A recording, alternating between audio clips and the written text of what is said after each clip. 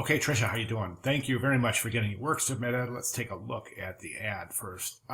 One of the things I'm seeing in the ad is that this is one thing right here.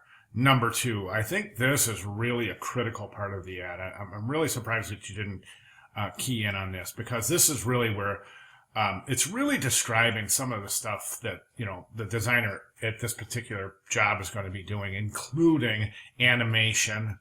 I'm not real sure what marquee means, or kiosks. I think that they're going to be designing kiosks for maybe trade shows and things like that. Website, web banners, social media messages, promotional drawings, displays, e-promoting, e-blasts, gaming related. This is really, really very, very media oriented. So that's something I would definitely key in on that on the cover letter. I think it's good that you found print in two areas and decided to key in on your print experience. That's good. But I think this is something that would really, really want to use to develop that, customize your cover letter to reflect, your interest and your skills in this particular area here. It seems to me like number two is the most important in the 9 elements listed for what they're looking for. So let's jump up over here to the cover letter. And the cover letter is really, it's really kind of generic.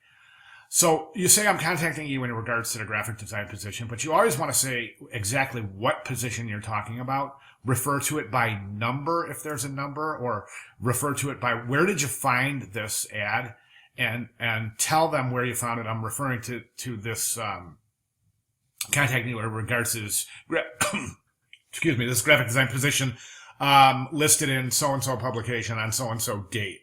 Then I want to show you something here. This is a really good little format for your cover letter. I'm sorry, for your cover letter right here. Right here. 3 paragraphs. That's it. The first paragraph is just catching their attention. State the position you're applying for and where the lead was generated, and then a creative statement of why you want the job.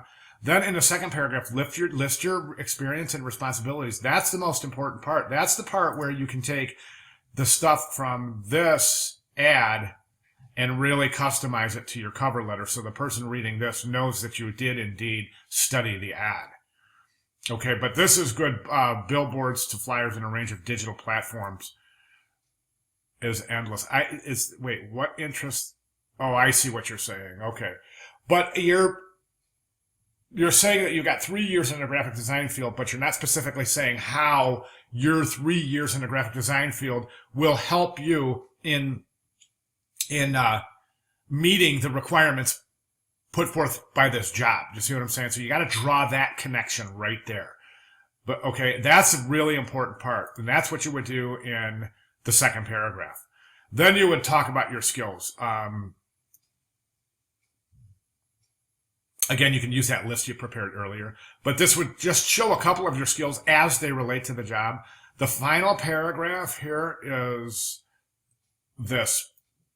Okay, it says, I have called to schedule an interview. I would like to show you my design ability and the ideas I have moving forward. But it doesn't say who you've called. So it's really kind of, it's a little confusing. I would recommend closing a cover letter by telling the person who is receiving the letter, telling them when you will be in contact with them. So in other words, I will be in contact within the next 5 business days to further discuss my, inquiries or whatever, however you want to word that. And the other thing I would say is, in a cover letter, you definitely want to, don't forget your salutations. I mean, it's really, really going to go a long way if you try to find the name of the person who's actually going to be reading this. Okay, so, and then the resume, you've got work experience, but you always want to have your most recent experience first. So you have your most recent experience first here, 2014 to current. But over here, you don't. You have it. This is your high school. So the most recent first would be this, then high school. So this is chronological order. This is reverse chronological order. So you need to have that, really have consistency there. And additional information, you have skills and honors. I would recommend keeping this to 1 page, your resume. Keep it to 1 page. And then, typically you don't include references on a resume. You just say, you can say references available upon request. Everybody knows that's the case anymore. So you don't even have to include that. It's good to have them. It's great that you have them. Again, one page on your resume. All right. That's what I have for you, Trisha. Okay. All right. That's what I have. Any questions, comments, concerns, or anything else, please feel free to let me know. All right. Thanks, Trisha.